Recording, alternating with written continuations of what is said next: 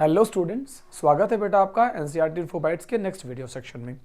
आइए बेटा, आज हम क्लास 12th बायोलॉजी को मॉलिक्यूलर बेसिस वाले चैप्टर में थोड़ा एक इंपॉर्टेंट कॉन्सेप्ट आपके साथ डिस्कस करते हैं, हर्शे एंड चेज एक्सपेरिमेंट। ये एक्सपेरिमेंट थोड़ा ट्रिकी है, एक बार कुछ चीज़ें ध्यान से समझिए। सबसे पहले तो आपको ये समझा दूं कि ये एक्सपेरिमेंट अनइक्विवोकल प्रूफ है। दिस इज अनइक्विवोकल, क्या है बेटा? Unequivocal proof of DNA as genetic material, यानी डीएनए ही जेनेटिक मटेरियल है। इस एक्सपेरिमेंट के बाद यह बात पूरी तरीके से प्रूव हो गई, इसीलिए वर्ड यूज किया गया है अनइक्विवोकल। तो यह बात मैंने आपके लिए चाहिए कि आप इसे इंपॉर्टेंटली याद रखें। दूसरी चीज जो और इंपॉर्टेंट बात क्या याद रखने लायक है कि इस एक्सपेरिमेंट में हमने यूज किया है radio isotopic technique. It uses radio isotopic method. क्या यूज करती है ये? It uses radio isotopic method to confirm DNA, to confirm DNA as genetic material. DNA को जेनेटिक मटेरियल प्रूव करने के लिए इस एक्सपेरिमेंट के दौरान रेडियो आइसोटोपिक मेथड यूज की गई। आइए दोनों बातें समझते हैं। ठीक है, अगर हम इस एक्सपेरिमेंट के बारे में थोड़ा और बात बताएं बेटा तो आपको इंपॉर्टेंटली याद रहेगा। एक चीज जानते रहिए कि डीएनए और प्रोटीन, दो बातें समझिए, डीएनए एंड प्रोटीन दो चीजें होती हैं। अब आपको स्पेशलाइज में बता दूं कि डीएनए में जो फॉस्फेट होता है वो तो प्रेजेंट होता है, लेकिन डीएनए में सल्फर अब्सेंट होता है, जबकि प्रोटीन में फॉस्फेट कभी नहीं प्रेजेंट होगा, जबकि इसमें प्रोटीन में जो सल्फर होगा वो प्रेजेंट होगा।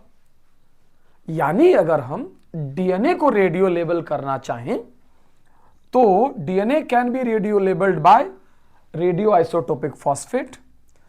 यहां मैंने लिखा कैन बी रेडियो लेबल्ड, ध्यान से देखिए, can be radio labelled by phosphate का ही आइसोमर हमें चाहिए, तो हम यहां बोलते हैं कि P32 नाम के रेडियो आइसोटोप से हम डीएनए को रेडियो लेबल कर सकते हैं।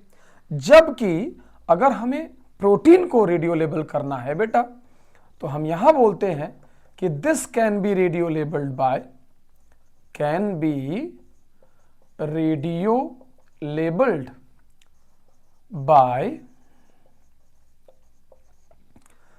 S35।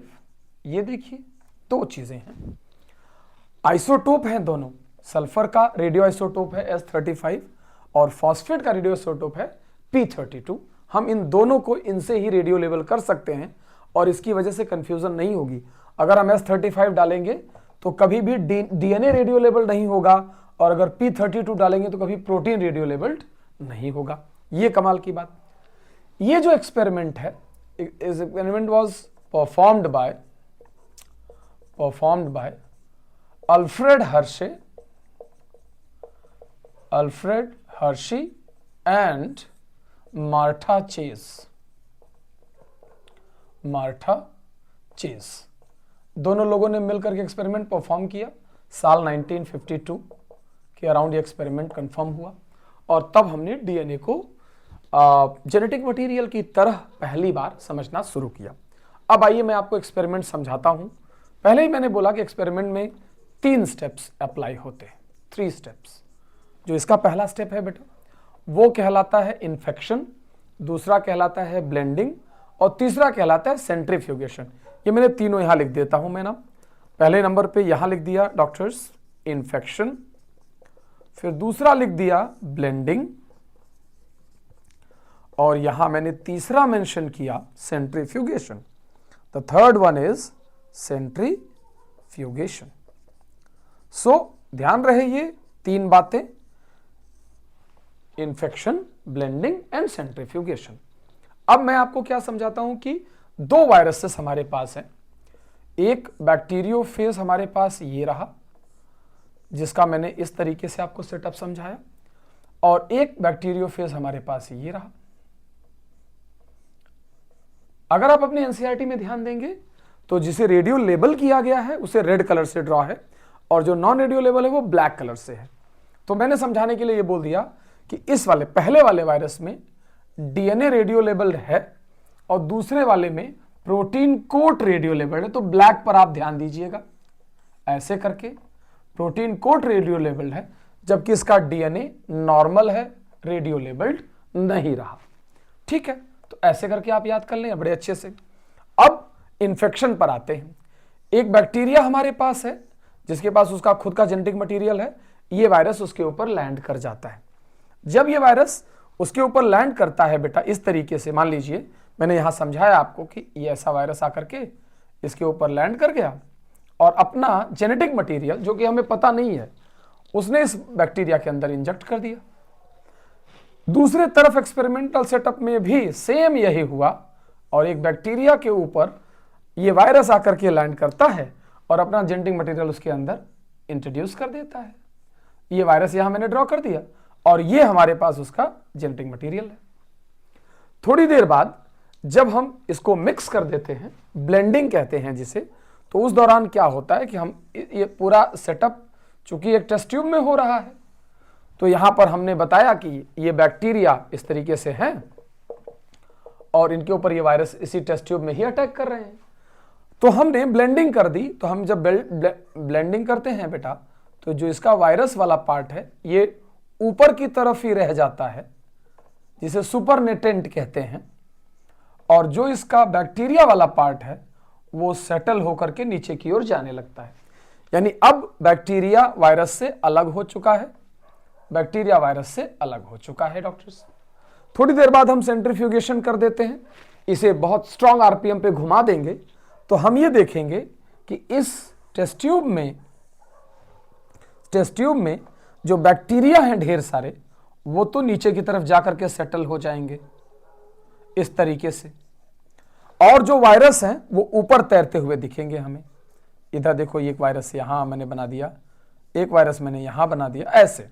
इसी तरीके से यहां पर भी सेंट्रीफ्यूगेशन के बाद बैक्टीरिया तो सेटल होकर नीचे चले गए बेटा, क्योंकि बैक्टीरिया हैवियर होते हैं तो वो नीचे चले गए, और ये जो ऊपर का पार्ट था इसमें ये जो वायरसेस के कोट्स हैं, प्रोटीन कोट्स, ये यहां पर फ्लोट कर रहे होते हैं। हमने इन सभी टेस्ट ट्यूब के बगल में फोटोग्राफिक प्लेट ऐसा खड़ी कर दी। फोटोग्राफिक प्लेट की ये खास बात होती है बेटा कि वो जब किसी जगह से रेडियो वेव्स निकलती हैं या रेडिएशन जब निकलता है तो उस जगह पर फोटोग्राफिक प्लेट सफेद हो जाती है। फोटोग्राफिक प्लेट का मैकेनिज्म आप समझ लीजिए, ये बिल्कुल ऐसा है जैसे कि एक्सरे प्लेट में आपने देखा होगा कि जहां जहां हमारी बोन्स होती हैं वहां वो व्हाइट हो जाता है, क्योंकि हमारी बोन से एक्सरेज रिफ्लेक्ट होकर जाती हैं और उस प्लेट पर पड़ जाती हैं और बाकी जगहों से एक्सरेज पार हो जाती हैं। सो जब हमने पहले सेटअप में देखा, अब याद कीजिए कि यहां पर मैंने डीएनए वाज रेडियो लेबल्ड, ये था रेडियो लेबल्ड पहले वाले एक्सपेरिमेंट में, जबकि दूसरे एक्सपेरिमेंट में this quote was radio labelled, ये रेडियो लेबल्ड हुआ करता था। अब जब हमने ऐसे करके देखा तो ये देखा कि जिस एक्सपेरिमेंट में हमने डीएनए रेडियो लेबल किया था उस एक्सपेरिमेंट में बेस पर हमें रेडियो एक्टिविटी मिली, हमें यहां रेडियो एक्टिविटी एट बेस मिली, और ये ऊपर के तरफ नो रेडियो एक्टिविटी मिली। ऊपर के तरफ हमें नो रेडियो एक्टिविटी रिपोर्ट हुई, जबकि जिस एक्सपेरिमेंट में हमने प्रोटीन कोड को रेडियो लेबल किया था हमें ऊपर के तरफ रेडियो एक्टिविटी मिली और नीचे की तरफ रेडियो एक्टिविटी नहीं मिली। यहां मैंने बोला नो रेडियो एक्टिविटी और ऊपर की तरफ मैंने बोला रेडियो एक्टिविटी प्रेजेंट। तो इस तरीके से हम ये समझ पाए कि जब हम जो डीएनए है वो कहां है, बैक्टीरिया के अंदर, और जो प्रोटीन कोट है वो बाहर तैर रहा है। ऊपर के पार्ट को सुपरनेटेंट कहते हैं, नीचे के पार्ट को बेस कहते हैं, और यहां से ये कंक्लूजन पहली बार डिराइव हुआ कि DNA of virus enter into bacteria, और इस डीएनए की वजह से virus can make its copy, thus virus can make its copy in bacteria. Virus अपनी कॉपी बैक्टीरिया में बना पाया उस डीएनए की वजह से। और आप तो जानते ही हैं कि अपने कॉपी को बनाने के लिए उसे जिस डीएनए की जरूरत पड़ी वो डीएनए ही जेनेटिक मटेरियल प्रूफ होगा, इसलिए हम इसे अनइक्विवोकल प्रूफ कहते हैं। अल्फ्रेड हर्शर और मार्था चेज 1952 में, और इसके बाद 1953 में डीएनए को जेनेटिक मटेरियल एस्टेब्लिश कर दिया गया और बाद में उसके मॉडल और उस पर फर्दर काम किया गया। ठीक है बेटा, इसे अच्छे से बार बार देखिएगा, आपको बहुत इंपॉर्टेंट बात पता चलेगी। Take care.